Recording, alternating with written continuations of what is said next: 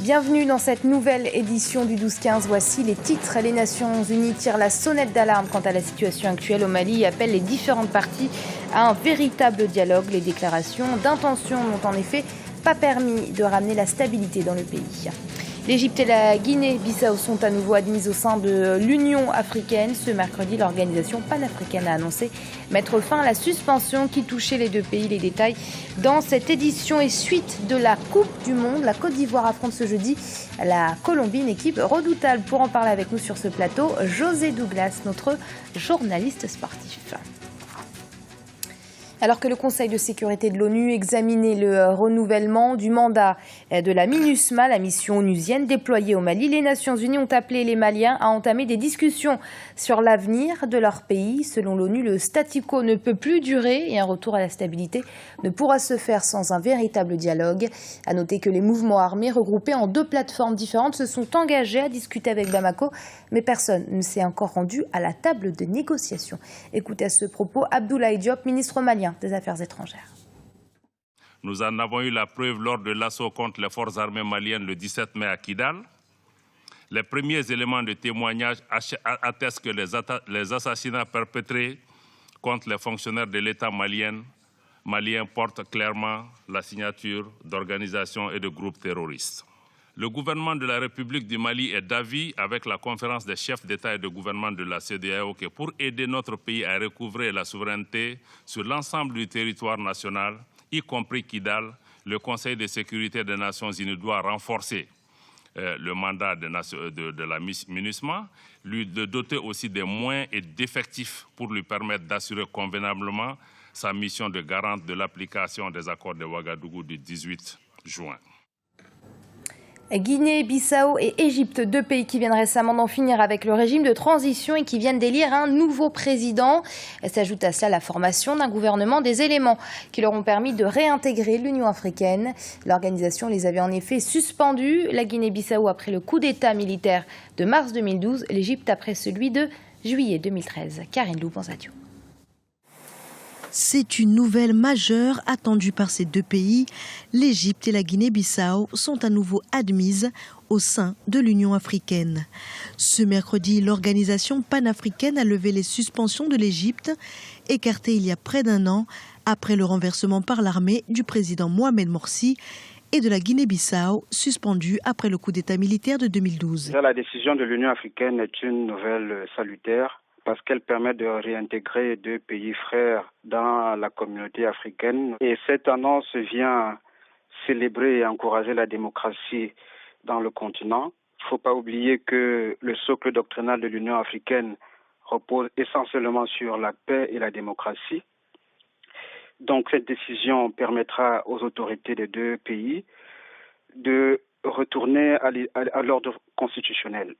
Cet ordre constitutionnel permettra à l'Égypte beaucoup plus précisément de mettre en place des instruments pour construire un État de droit, mais également renforcer la capacité de l'État, notamment sur les secteurs économiques. Ces différents éléments seront aussi applicables à la Guinée-Bissau, qui a besoin d'un retour à l'ordre constitutionnel, mais beaucoup plus au niveau du renforcement de l'État de droit. Selon les spécialistes, avec la réintégration de l'Égypte et de la Guinée-Bissau, l'Union africaine reste conforme à ses principes contenus dans l'article 3 de la Charte, à l'instar de l'égalité souveraine de tous les États membres ou de la condamnation sans réserve des activités subversives exercées dans les États. Aujourd'hui, seule la Centrafrique reste le pays africain suspendu par l'Union. Je pense tout simplement que l'Union africaine reste dans sa tradition, celle de célébrer et d'encourager la démocratie.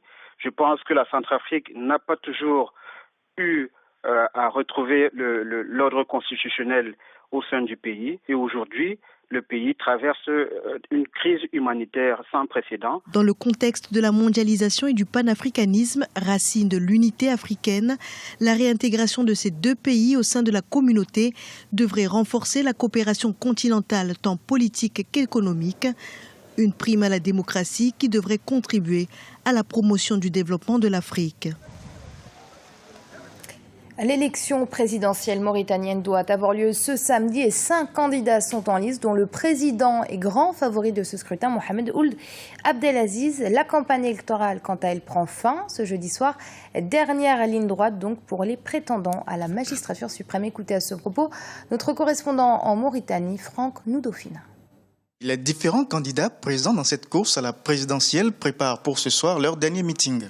Et le parti au pouvoir, représenté par le président sortant, Mohamed Ould Abdelaziz, donné favori de cette élection présidentielle, sera au stade olympique de Nouakchott ce soir pour une dernière rencontre avec ses militants. Au cours des 2 premières semaines de campagne, on a pu voir ça et là des rassemblements de soutien aux différents candidats. Mais il faut néanmoins reconnaître qu'il y a eu une prédominance du parti au pouvoir, aussi bien à Nouakchott que dans les autres localités à travers cette campagne électorale. Que l'opposition qui a boycotté le scrutin du 21 juin prochain n'est pas non plus restée les bras croisés au cours des 2 dernières semaines. Après la marche organisée le 4 juin dernier, les leaders de l'opposition comme Ahmed Ould Daddah, Khan Hamidou Baba, Messoud Ould Bouhey et encore bien d'autres étaient en contre-campagne électorale dans certaines localités du pays. À Nouakchott, la capitale politique, on pouvait par exemple voir ça et là des affiches avec la mention « Nous boycottons ». Mais il faut dire que seuls les résultats du scrutin du samedi 21 juin prochain pourront nous renseigner sur la portée exacte du boycott de l'opposition. Au bord de l'océan Atlantique, Essaouira, située aux confins d'Agadir, de Marrakech et de Casablanca au Maroc, est une ville unique de par son emplacement et sa vocation définitivement ouverte aux autres. Découverte de cette merveille à la fois touristique et culturelle inscrite au patrimoine mondial de l'UNESCO depuis 2001 avec Jean-Célestin Edjangé et Djibril Fofana, nos envoyés spéciaux à Essaouira. Son nom est poétique et sa construction respire l'histoire cosmopolite de l'humanité. Essaouira, en langue amazique, signifie la bien gardée et en arabe, la bien dessinée. Dès le XIVe siècle, les marins portugais découvrent l'avantage de ce paradis sur terre qu'ils appelleront Mokdoura et qui deviendra en français Mogador. En 1506, ils y construisent un port et plusieurs remparts. Son site portuaire sur la côte atlantique a longtemps été le seul du Maroc ouvert au commerce extérieur, ce qui contribue à la vocation universelle d'Essaouira, magnifiée par la culture gnawi. Les Gounawas sont à l'origine des descendants d'esclaves noirs issus des populations venues d'Afrique subsaharienne, notamment du Sénégal, du Soudan et du Ghana, et qui ont été amenés bien sûr par des dynasties marocaines, tels que les Almohades, pour les travaux et les bâtiments des palais et le renforcement des armées, notamment la garde noire reprise par les dynasties marocaines suivantes. Il faut dire bien sûr que le mot Guinawa dériverait du mot Guinée, ancien empire du Soudan occidental, même si une partie seulement de ces populations vient de cette région d'Afrique. Essaouira n'a cessé de croître qu'à la première moitié du 19e siècle. La ville connut une formidable prospérité et un brassage extraordinaire de communautés venues des autres régions d'Afrique, mais aussi d'Europe et du Moyen-Orient. La musique naoui apparaît aujourd'hui comme un des vecteurs privilégiés de cette universalité. En revitalisant la culture, en lui donnant toute la force nécessaire, on donne de l'énergie au peuple. Parce que marcher dans Essaouira, vous voyez tout le monde dehors. Malgré la persistance des traditions, malgré l'islam, tout le monde est dehors.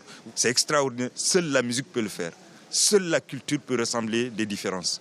Le festival Gnawa et Musique du Monde, dont la 17e édition s'est déroulée du 12 au 15 juin 2014, symbolise le retour aux sources pour l'histoire d'Essaouira.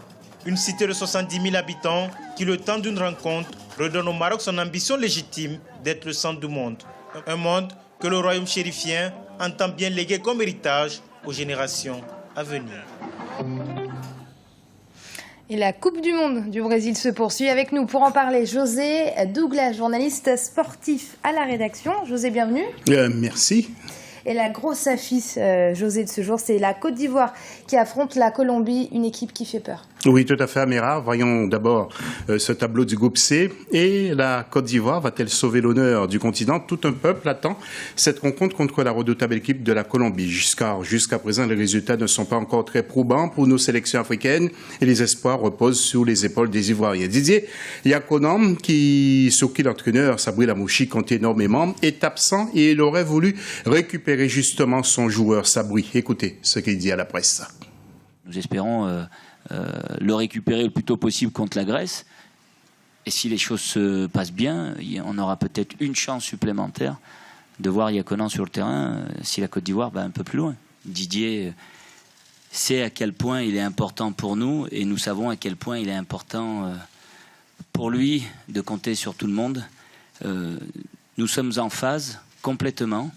Bien entendu, il est possible qu'il soit déçu du début de la rencontre, mais croyez-moi, son investissement au quotidien fait que lui aussi, comme nous tous, toute personne faisant partie de la délégation ivoirienne souhaite, dans un premier temps, réaliser l'exploit et de continuer l'aventure au deuxième tour. Sabrina Moshi qui a rendu hommage, vous l'avez entendu, à Didier Drogba. Alors, quant à Didier Yakonan, jeune milieu de Hanovre, en Allemagne, qui a reçu un coup au genou lors du match contre le Japon, a été mis donc au repos. En cas de victoire, ce jeudi à Recife, les éléphants vont être qualifiés pour les 8e de finale. Et les journalistes et sportifs de haut niveau, d'origine ivoirienne, écoutez ce que nous confie Jessica Guiassem. Je pense que c'est l'équipe africaine qui va aller le plus loin dans cette compétition. Je mise tout sur les Africains, sur les Ivoiriens, parce que pour l'instant, les autres équipes africaines nous ont pas montré grand-chose. Les Ivoiriens se sont imposés dans le premier match face au Japon. Là, ça va être un peu plus compliqué face à la Colombie, mais on y croit. Et je pense que s'ils gagnent ce match-là et qu'ils finissent premiers de leur poule, après, ça va se découler assez facilement. Et José, une autre rencontre pour le groupe C. Tout à fait, pour un match sans grand espoir entre le Japon et la Grèce, deux équipes qui marquent 0 point au compteur, Amira. Et puis deux grandes équipes jouent leur place pour les 8e de finale ce jeudi. José, l'Uruguay et l'Angleterre, les supporters des deux équipes vont retenir leur souffle. Exactement, le groupe D et un match en jeu important entre l'Uruguay et l'Angleterre. Deux sélections phares dans le concert des grandes équipes du monde et qui ont pris un très mauvais départ en perdant contre Costa Rica pour l'Uruguay de Cavani et l'Angleterre de Wayne Rooney contre l'Italie. Le point de vue de Jessica Guiassem pour ce choc Uruguay-Angleterre. Les différents talents vont être mis à épreuve, mais c'est dans la tête que ça va passer ou ça va casser. Je pense que les Anglais, on connaît leur talent, on sait comment ils jouent. Les Uruguayens, c'est le football sud-américain, il faut quand même compter là-dessus. Mais ça est dans la tête qu'on va faire la différence et on va voir le match sous peu. Allez, la Côte d'Ivoire, c'est le slogan du jour, Amira. Oui, exactement, José. Tous derrière la Côte d'Ivoire. Merci, José. Et c'était le journal de la rédaction. Merci de l'avoir suivi. Restez sur Africa 24 dans un instant. Une nouvelle édition du 12-15.